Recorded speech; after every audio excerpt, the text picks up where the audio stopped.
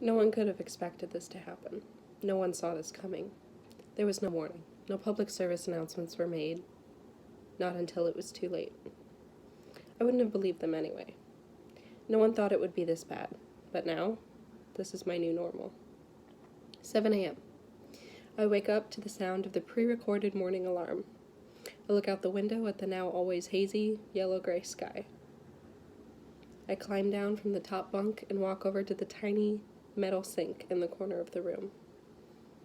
Brush my teeth, wash my face, brush my hair, then put on a clean, government-issued standard gray uniform from the locker with my last name upon it, scrawled in black dry erase marker. Everything is temporary these days. I grab my mask from the top shelf. No one goes anywhere without one anymore. I head down to the cafeteria in a single file line, along with everyone else with a work order starting at 8 a.m. Then I stand in line, 6 feet apart, to limit exposure to possible contaminants and airborne diseases, hence the reason for the masks. When it's my turn, I am handed a small metal bowl of plain oatmeal. I used to like mine with brown sugar and cinnamon, and sometimes with apples if I was feeling fancy. But now, because of rationing, there is only pre-measured, single-serving plain oatmeal. Nothing extra or unnecessary. Nothing that can be self-indulgent or used elsewhere for other means and purposes greater than my own. I then sit at a solitary metal table, each one set again 6 feet apart from each other. I'm given 10 minutes to eat, signaled when to finish by the overhead speaker system. After breakfast, I'm given a new mask to wear.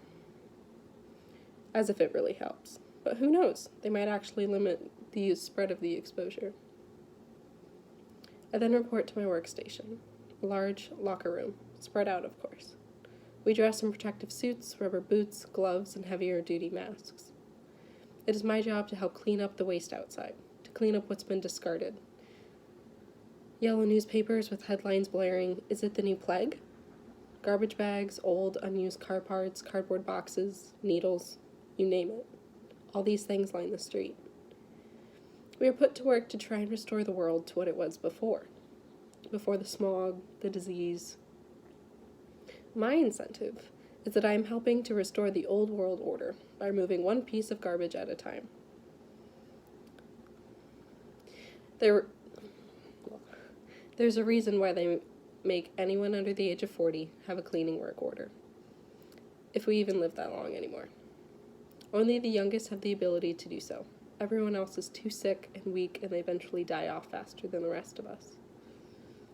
Every single one of us in my group order has developed some type of symptom of the outside world. A cough, chills, a fever.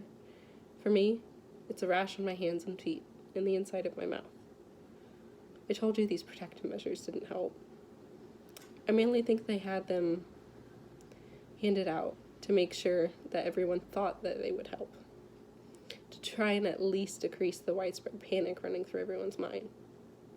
As for me, I know I'll die sooner or later, from disease or pollutants, have your pick. But for now, this routine, this cleanup, this is my new normal.